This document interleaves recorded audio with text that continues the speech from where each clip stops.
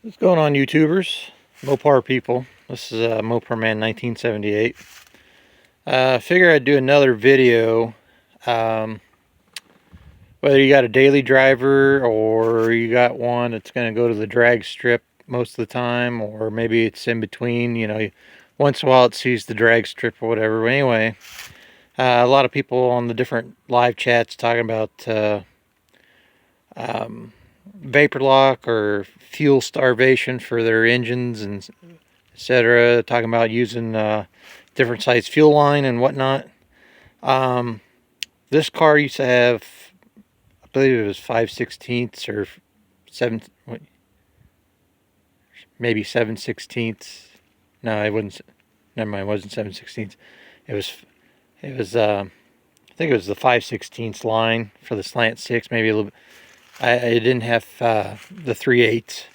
I bought a 25-foot roll of racing aluminum fuel line. Comes in a roll, big roll. You have to slowly unbend it and use a tube bender, or if you know what you're doing, you can use your hands and your fingers to bend it, as long as you don't put any kinks into the line. But anyway, I was going to show you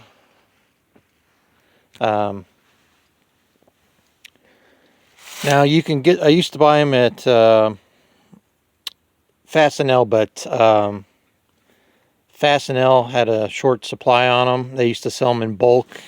I quit going. I didn't want to go to the local hardware stores or home improvement stores because they only want like maybe 5 of them for like 15-20 bucks, when you can get like a pack of 20 for like maybe 5 or 10 bucks or more, or 100 or whatever. Anyway, I went ahead and went on to a website on a company called Granger, and they sell these little R-shaped hose clamps that wrap around, bend and wrap around the different size tubes. You can get them in different sizes.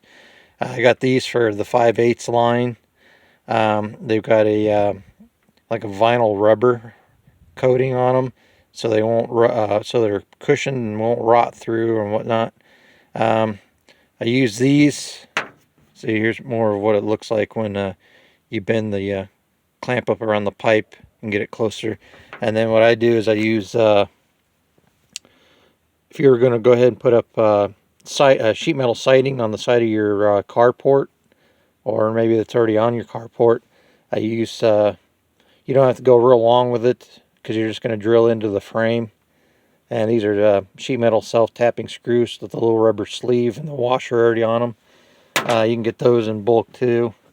Let's go down underneath the dart here, and I'll show you what I'm talking about. All right, let's turn the light on here. Okay, it's kind of filthy and spiderwebbed underneath here, but all the exhaust and rear end's been removed and everything out of here. There we go. We zoomed in. Right now I'm just running from my fuel cell inside the Dart, the 16-gallon fuel cell, 3/8 line, all the way down to just a regular 3/8 inlet outlet fuel filter. And then over to, I removed all the factory line. One, because it was starting to get pretty rusty and putting rust into the filter up front. I run a filter in the back, and then I run a filter in front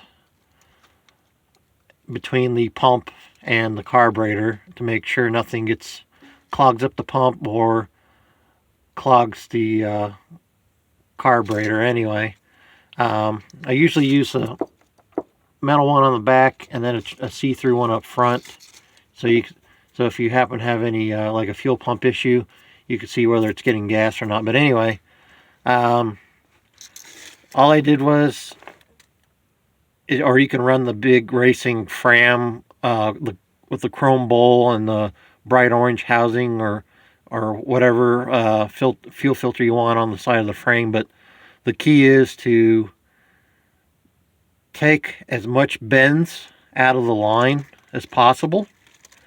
So you want it to just have just enough curve. You don't want to do like the factory where they went across and up the side and down and around again. And I have all these square bends that go up and down and around and all this other crap. So this goes all the way up to the front. I would say clear up by the distributor along the frame, and you can see I've already got my clamps up here. Make sure to leave a gap between the line and the frame. You can bend the, once you get the clamp wrapped around the line, you can come in here with a straight edge screwdriver and pry this forward and bend that out. Make sure you keep air so air flows in between around the lines. The other thing, whether you have a mechanical fuel pump or a electric fuel pump, especially during the summertime, both of them have been known to get vapor lock. I'm going to put a return line on this, probably like a 5/16 line, doing the same thing coming back up. And you can use a fuel filter for like 80s Dodge Ram pickups. Like the one that came on my 82, because like right here it has like a little vapor return port that comes off about 1/2 inch. It uses a real small tube, but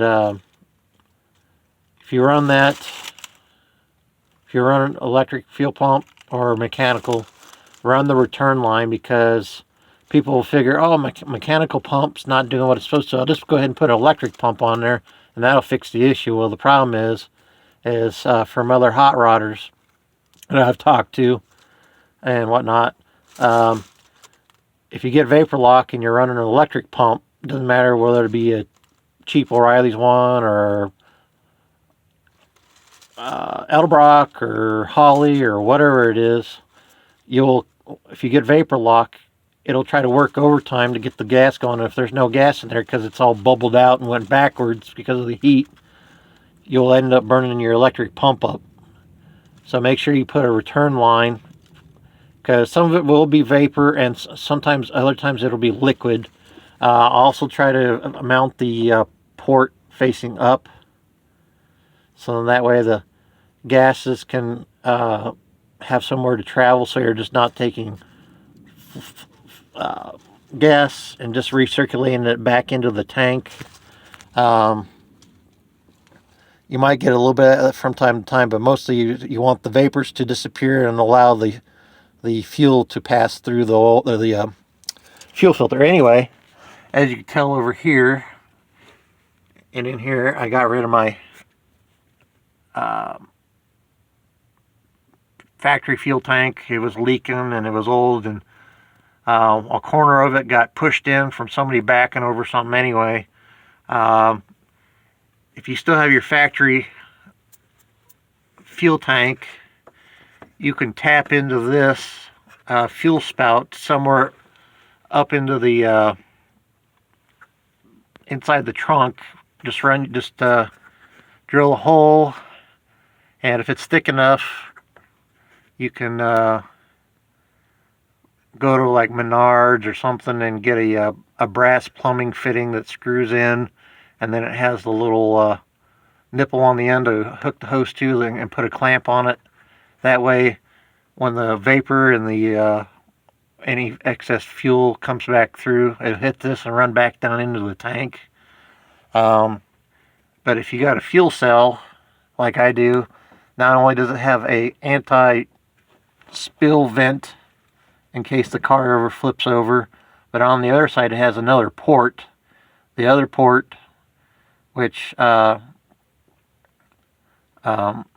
can be used as a return line. You have to get a special fitting, that blue anodized fitting that screws onto the anodized fitting that's already on the tank. But anyway, as you can see, there's, in my previous video I talked about all my new inline tube brake line, stainless steel brake line. There it is, and it's capped off so there's no moisture or anything gets in there, bugs. I'm just waiting to get the rear end put in here, get the safety cable hooked back up.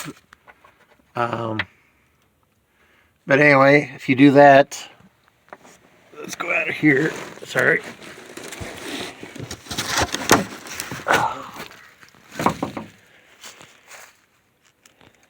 But if you do that, you'll take care. You'll the 3/8 line frees up the flow of the fuel, makes it able to travel a lot better. And with all them bends taken out of the line too, your pump has to, whether it be electric or mechanical, has to work against gravity, trying to suck the fuel towards the motor. And so the less bends and the less chances of the fuel having to go up and come down. If you just keep it as level or curved down as much as possible and get it a lot better, the fuel will get to your motor. But anyway, if you have any questions or comments, feel free to leave them below, and sure to check out all the other Mopar channels out on there if you're a Mopar fan. But other than that, hope you enjoyed this video.